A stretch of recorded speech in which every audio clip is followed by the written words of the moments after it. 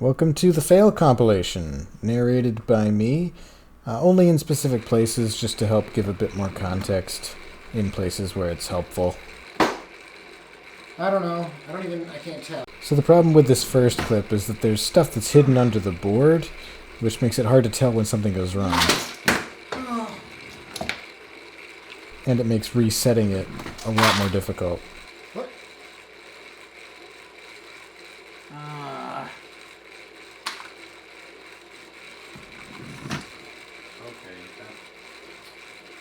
Nice. One of the challenges I was having is with the letters landing cleanly. You can see here the M is sideways and the C is on top of the H. This was an issue that persisted throughout pretty much all of the tests that made it past this point. No.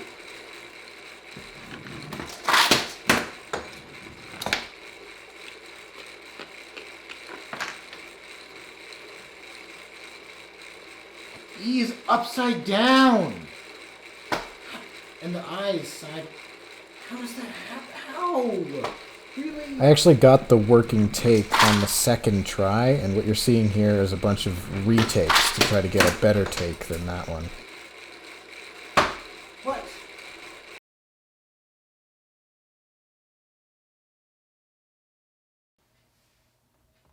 Oh. Tee hee hee ha ha. I forgot. Oh my god. Oh my god. So to set the stage for what you're about to see for this one, the challenge is just that I was very picky with a lot of things. You can see there that the tracks were slightly misaligned, and that was enough to make me do the trick all over again, even though it looked like it technically worked.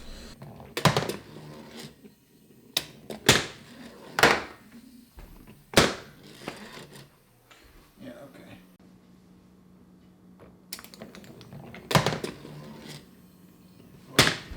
Okay.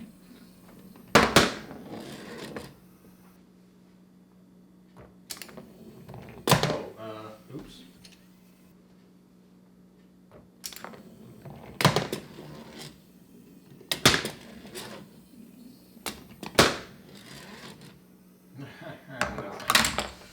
Not quite. Huh?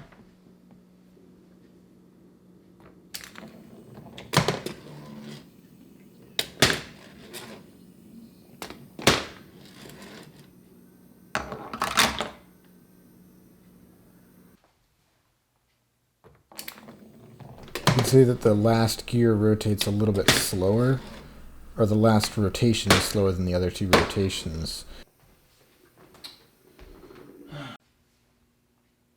That's also something you'll see come up quite often throughout the fails here.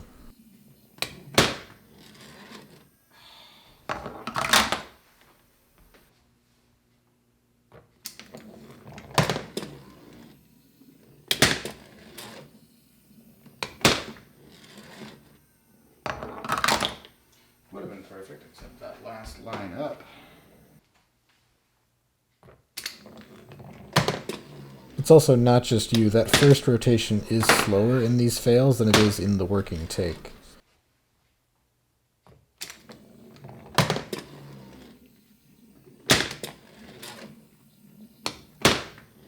That does not count.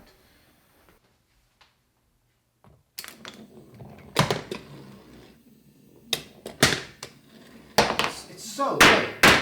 It's so late. It's like a half second late.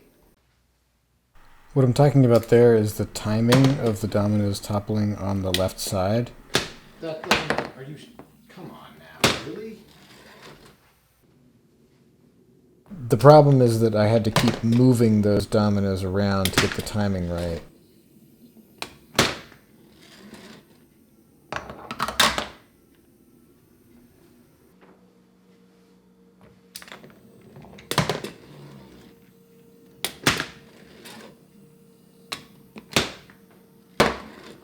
Why is it slow? You can really see the slow speed on the third rotation on that test. Oh, that's interesting. That's epic.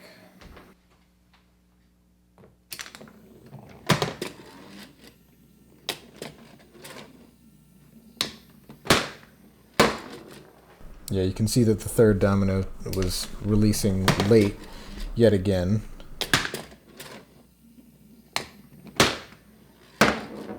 And so that's kind of what I'm trying to hone in on right here, is trying to get the right timing of those dominoes toppling on the sides while managing to avoid all the other issues.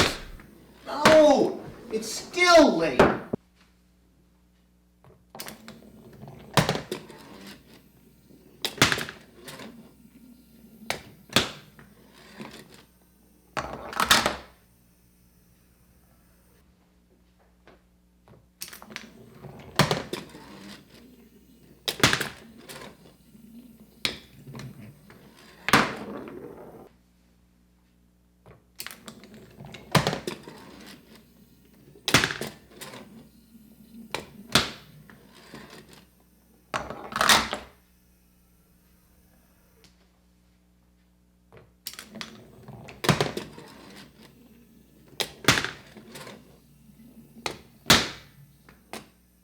Still too slow.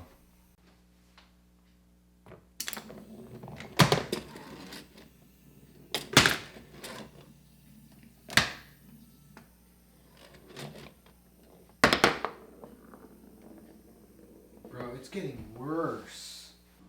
That's pretty much the machine builder's worst nightmare there, where you haven't gotten the working take yet, and it kind of seems like things are getting further from working than when you started.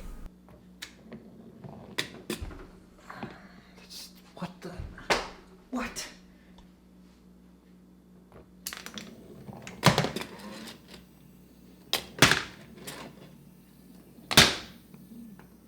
Oh, I forgot to reglue that. But also, it would have been late.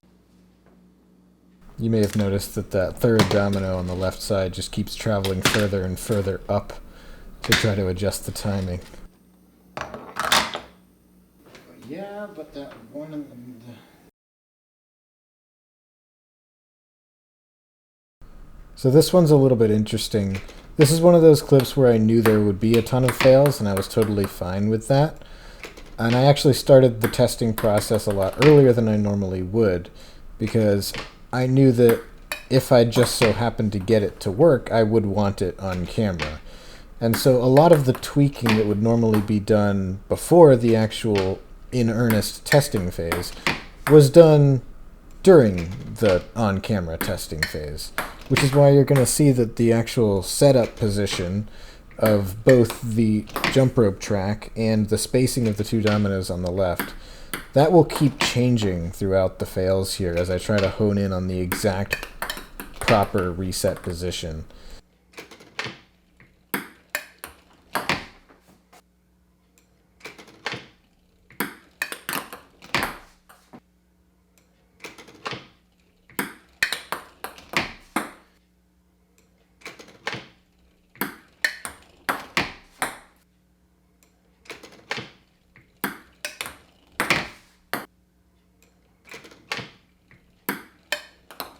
What?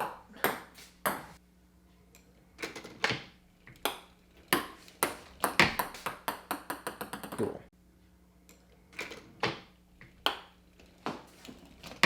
Okay.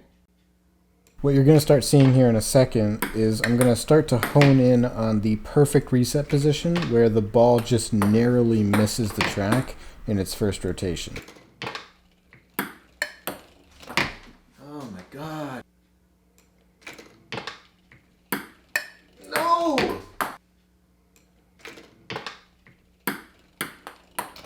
Okay.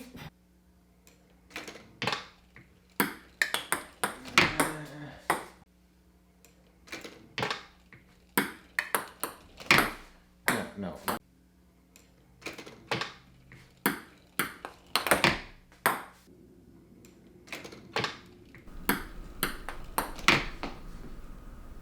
You might notice that the reset position has changed ever so slightly. The track is tilted a bit more forward.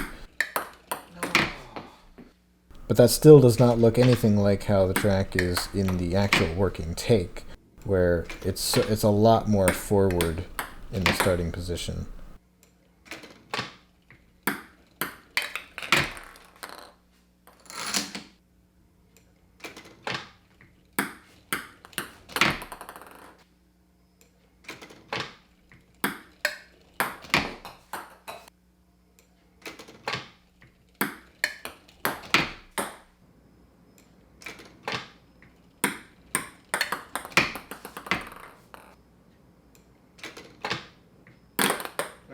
that doesn't... What is that? So now I'm shaking things up a little bit and trying something completely different. Okay, it's not even bouncing anymore. So now I'm trying to sneak it in behind the first rotation and seeing if I can get that to work.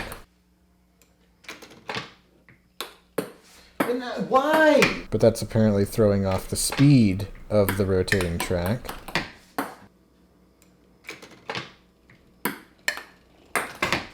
And again, the other thing is, too, the bounce itself, even without the rotating track, is pretty inconsistent. So it's hard to know what changes are just due to the bounce being bad on that particular test.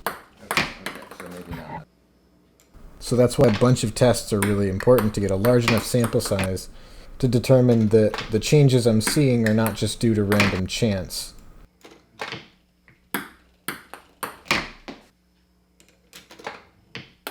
Oh my god.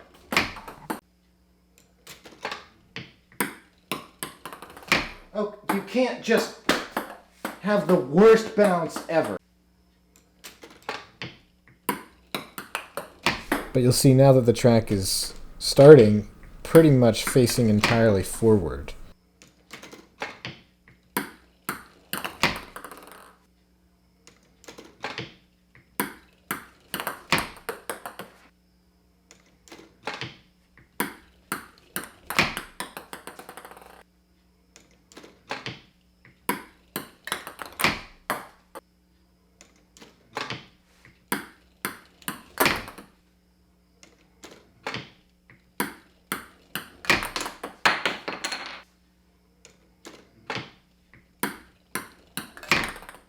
Ooh.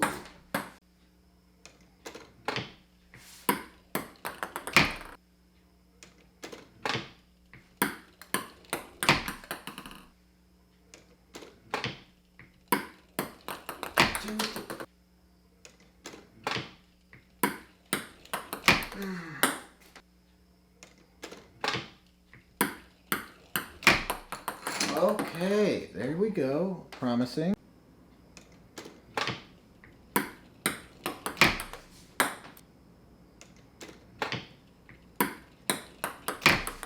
Bounce just die. I did have that problem too, where sometimes the ball would hit perfectly square on the bounce platform, but just not bounce at all.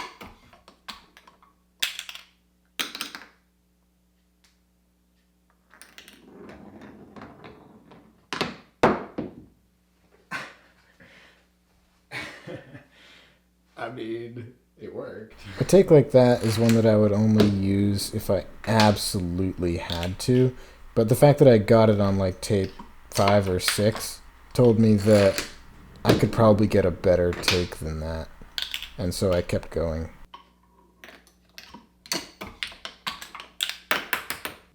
This take here, the ball just moves really fast on the lower track, almost as if it's like bouncing along rather than rolling.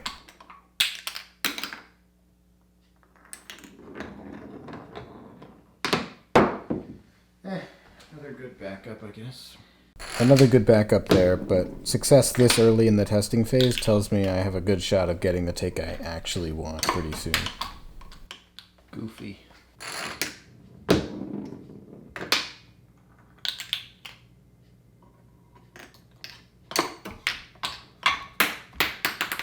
Uh-oh, uh-oh, uh-oh.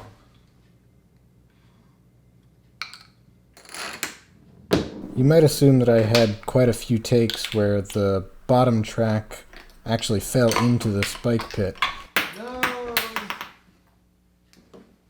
The pit of spikes. But it was really only those two where that happened.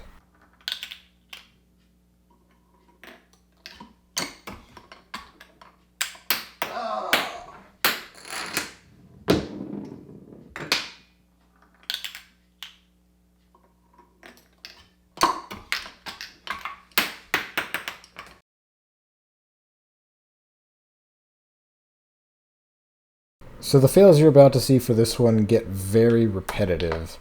And the reason for that is based on how the trick works. So there's a yellow lever on the left side that's supposed to catch the wheel in the perfect position right when it's at a complete stop without allowing it to rotate backwards at all. And the weight that's pulling on the rotating wheel needs to be calibrated just perfectly so that the wheel rotates past the lever, but not so much past that it has to come back to get caught.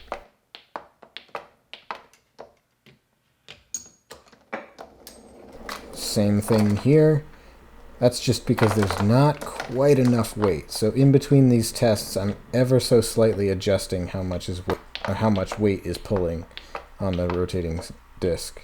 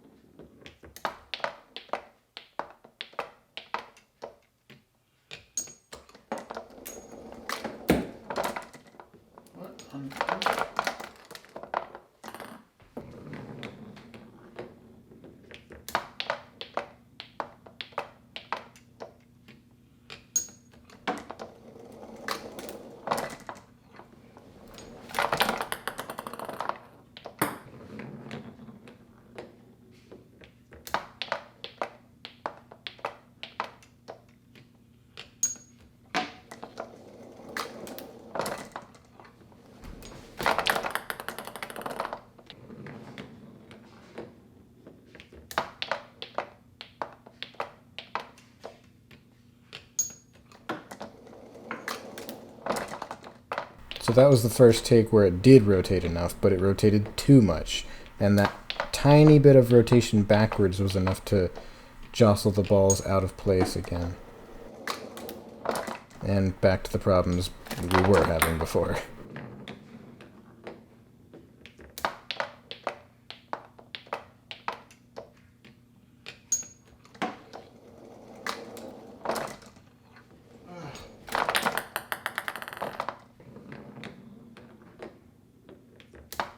You may have noticed that I've been having trouble with that little wooden piece breaking off on the right side there. That was a persistent issue.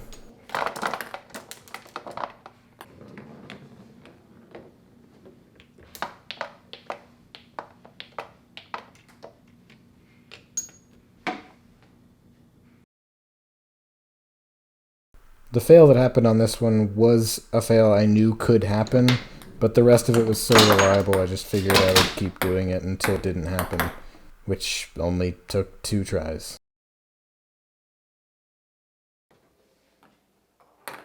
So the escapement mechanism of this is really subtle, but when it doesn't work, you can see that the car kind of slips by that second stopping point there. And if you missed it the first time, this is a better view.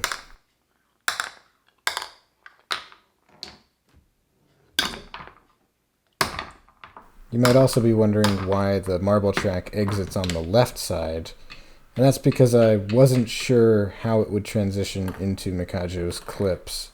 So I did 2 versions of this clip, one with the transition going out on the left, and the one that I actually used where it goes out on the right.